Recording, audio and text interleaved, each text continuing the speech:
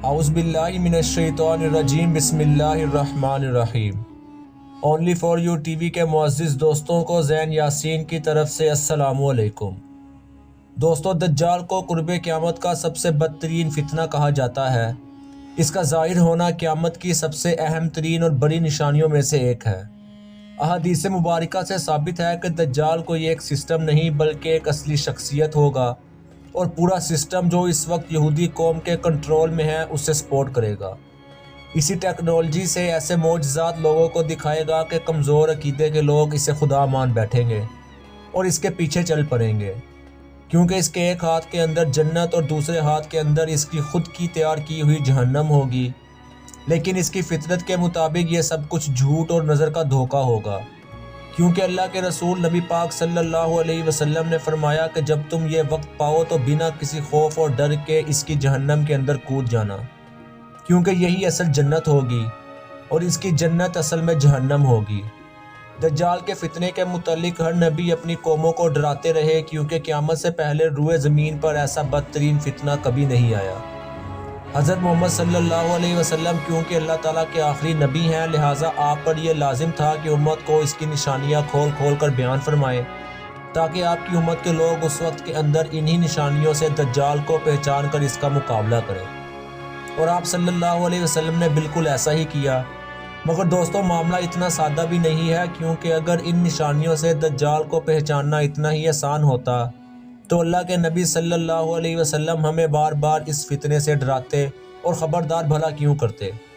دجال کی ہر ایک نشانی، مثلاً اس کی بائیں آنکھ کا کانا ہونا، بال گنگرالے، گندمی رنگت، ماتھے پر کافر لکھا ہونا اور یہودی نسل سے ہونا۔ مگر سوال یہ ہے کہ کیا دجال اس وقت بھی دنیا میں موجود ہے؟ اگر ہاں تو کس جگہ پر موجود ہے؟ یہ سب سے اہم سوال ہے، کیونکہ نبی پاک صلی اللہ علیہ وسلم نے اس کے قید کی جگہ تک کی نشاندہی کر دی تھی کہ وہ اس وقت کہاں موجود ہے اور کس وقت دنیا میں ظاہر ہوگا۔ اگر آج انہی نشانیوں کو سامنے رکھ کر ہم اس جگہ کی لوکیشن نکالنے کی کوشش کریں گے تو جو حقائق ہمارے سامنے آتے ہیں آپ کو حیران کر دیں گے۔ مگر یہ سب سمجھنے سے پہلے کہ دجال اس وقت اس ٹائم کے اندر کہاں موجود ہے، ہم ایک صحابی جن کا نام حضرت تمیم داری رضی اللہ تعالی عنہ تھا، ان کے سمندری سفر اور دجال سے ان کی ملاقات کا واقعہ جاننا انتہائی ضروری ہے، جسے نبی پاک صلی اللہ علیہ وسلم نے بھی بیان فرمایا کہ جس شخص سے تم ملے تھے وہ اصل میں دجال ہی تھا۔ یہ صحیح مسلم کی طویل حدیث ہے کہ رسول اللہ صلی اللہ علیہ وسلم کے ایک صحابی تمیم داری جو پہلے عیسائی تھے، جب رسول اللہ صلی اللہ علیہ وسلم کے پاس اسلام قبول کرنے کے لیے حاضر ہوئے تو آپ نے ایک سمندری سفر کا احوال آپ صلی اللہ علیہ وسلم سے بیان کیا۔ حضرت فاطمہ بنت قیس رضی اللہ تعالی عنہا سے روایت ہے کہ ایک روز رسول اللہ صلی اللہ علیہ وسلم نے نماز کے بعد صحابہ کو مسجد میں بیٹھے رہنے کا حکم دیا۔ میں تمام عورتوں کی پہلی صف کے اندر موجود تھی، اور پھر فرمایا کہ میں نے تمہیں آج کوئی اللہ کا پیغام یا نصیحت سنانے کے لیے نہیں بلایا، بلکہ وہ کچھ بیان کرنے کے لیے بلایا ہے جو تمیم داری نے اسلام قبول کرنے کے بعد مجھ سے بیان کیا۔ وہ کہتے ہیں کہ میں اپنی جوانی کے دنوں میں 30 لوگوں کے ساتھ عرب کے مشرق میں سمندری سفر پر تھا کہ اچانک موسم خراب ہو گیا۔ اونچی اونچی سمندری لہریں اٹھنے لگیں۔ موسم اتنا خراب ہو گیا کہ پورے 1 مہینے تک ہمارا جہاز سمندر کے اندر ہی ہچکولے کھاتا رہا، اور ہمیں کچھ نہیں پتا تھا کہ ہم لوگ کہاں جا رہے ہیں یا کہاں پر موجود ہیں۔ ہم نے اس بڑے جہاز سے چھوٹی چھوٹی کشتیاں اتاری اور الگ الگ جگہ پر کھانے اور لوگوں کی تلاش میں نکل پڑے۔ میں اپنی کشتی پر بیٹھ کر کچھ لوگوں کے ساتھ ایک جزیرے پر پہنچا، جہاں پر ایک عجیب و غریب قسم کے جانور کو ہم نے اپنے سامنے کھڑے دیکھا، جس کا جسم بالوں سے مکمل طور پر بھرا ہوا تھا۔ یہ چیز انسانوں کی طرح باتیں کر سکتی تھی۔ ہم لوگ اسے دیکھ کر ڈر گئے کہ آخر یہ کیا چیز ہے۔ میں نے پوچھا کہ تم کون ہو؟ اس نے جواب دیا میرا نام جساسہ ہے۔ ہم لوگوں نے پوچھا کہ تم کون ہو؟ اس نے جواب دیا کہ تم یہ سب باتیں چھوڑو، بلکہ میں تمہیں اپنے مالک سے ملواتا ہوں۔ وہ سامنے جو مندر ہے وہاں پر وہ شخص بڑی بے صبری سے تمہارا انتظار کر رہا ہے۔ اب اس واقعے کے اندر آپ نے مندر یا بت خانے کے لفظ کو اپنے ذہن میں رکھنا ہے۔ تمیم داری کہتے ہیں کہ ہم اس کے پیچھے چلے اور مندر کے اندر ایک بہت بڑی جسامت کے شخص کو ہم نے زنجیروں کے اندر بندھا ہوا دیکھا۔ اس سے بڑی جسامت کا شخص ہم نے آج سے پہلے کبھی نہیں دیکھا تھا۔ اس کے ہاتھ اس کی گردن سے بندھے ہوئے تھے۔ اس شخص نے ہم سے کچھ سوال کیے۔ پہلا سوال یہ تھا کہ مجھے بے سان کی کھجوروں کے بارے میں بتاؤ۔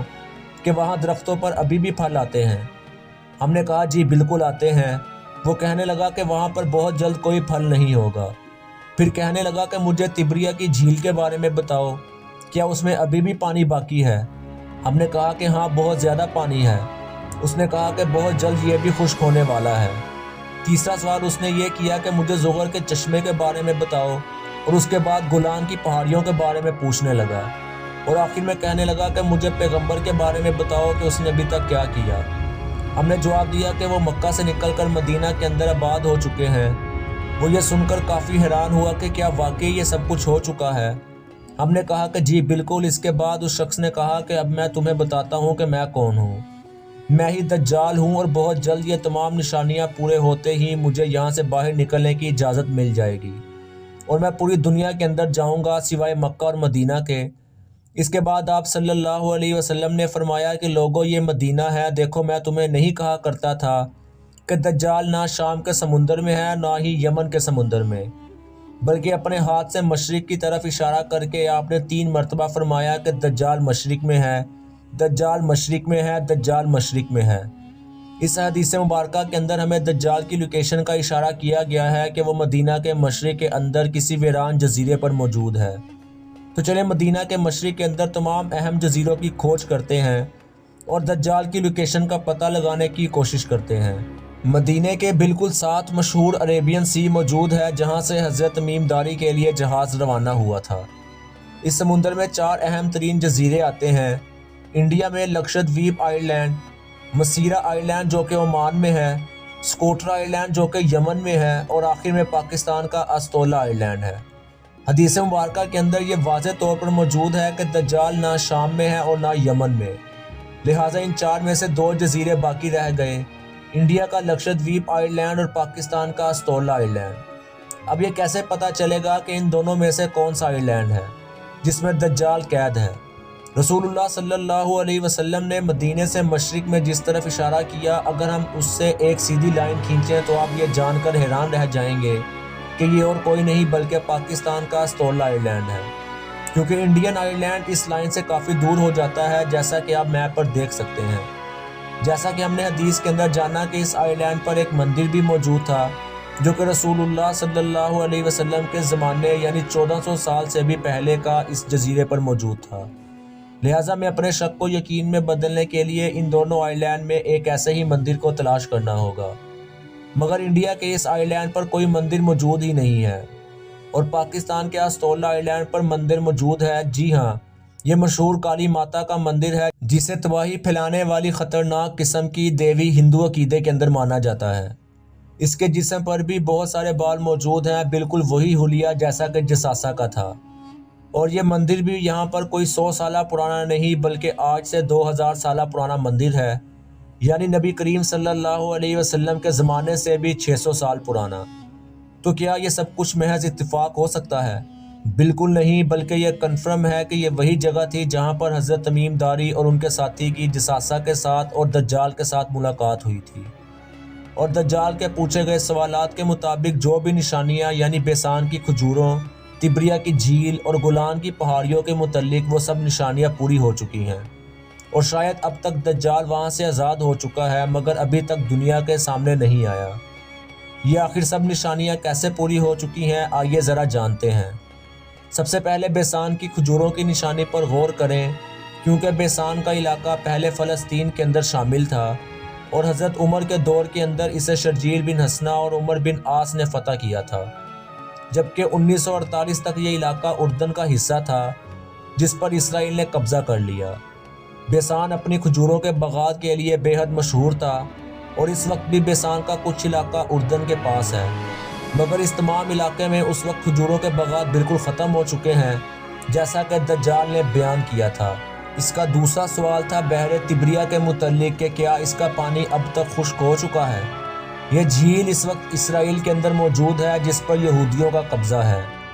اس جھیل کے پاس یہودیوں کے 4 بڑے شہروں میں سے ایک شہر موجود ہے، اور جب رومی بادشاہ ٹائٹس نے بیت المقدس پر حملہ کیا اور اسے تباہ کیا، تب تمام یہودی ربی بحر تبریہ کے پاس آ کر جمع ہو کر آباد ہو گئے اور اپنی مذہبی کتاب تلمود کو ترتیب دیا، اس جھیل کی لمبائی شمال سے جنوب تک 23 کلومیٹر ہے، اور اس جھیل کی صورتحال اب یہ ہے کہ یہ جھیل اپنے 100 سال کے کم ترین پانی کی سطح پر پہنچ گئی ہے اور آہستہ آہستہ اپنے بالکل خشک ہونے کے قریب ہے، جیسا کہ دجال نے بیان کیا تھا۔ تیسرا سوال اس نے اسرائیل کے اندر موجود زہر کے چشمے کے بارے میں پوچھا، جس پر اس وقت بھی یہودیوں کا قبضہ ہو چکا ہے۔ اس کے بعد دجال کا اگلا سوال تھا گولان کی پہاڑیوں کے بارے میں، جنہیں 1967 کی جنگ میں اسرائیل نے شام سے چھین لیا تھا، اور جبل الشیخ اس پہاڑی علاقے کی سب سے اونچی چوٹی ہے، جہاں پر ایک طرف سے بیت المقدس اور دوسری طرف سے اس کے نیچے سے دمشق نظر آتا ہے۔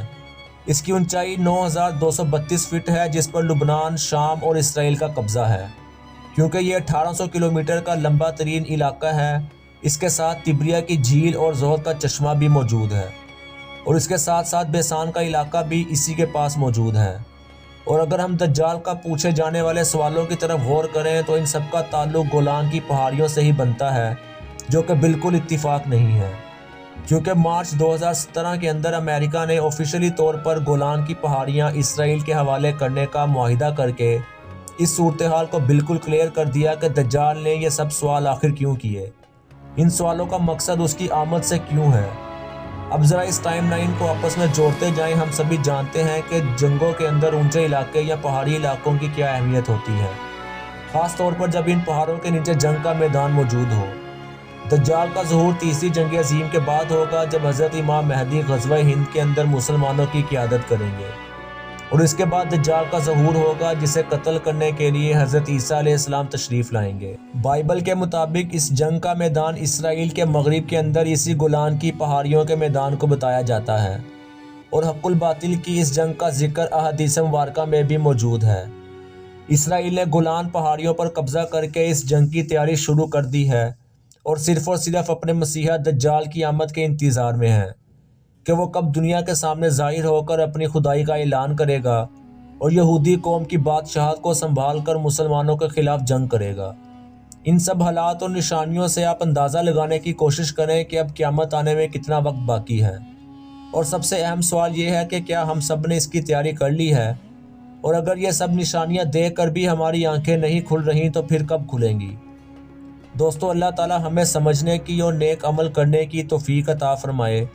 امید ہے اس ویڈیو سے آپ کو بہت کچھ جاننے کو ملا ہوگا، اور یہ ویڈیو آپ کو پسند آئی ہوگی۔ اگر آپ کو یہ ویڈیو اچھی لگی ہو تو اس کو لائک کیجئے گا، اور اگر آپ اس چینل پر نئے ہیں تو چینل کو لازمی سے سبسکرائب کر دیں۔ انشاءاللہ زندگی رہی تو ایک اور ایسی ہی انٹرسٹنگ ویڈیو کے ساتھ حاضر ہوں گے۔ تب تک کے لیے اللہ حافظ۔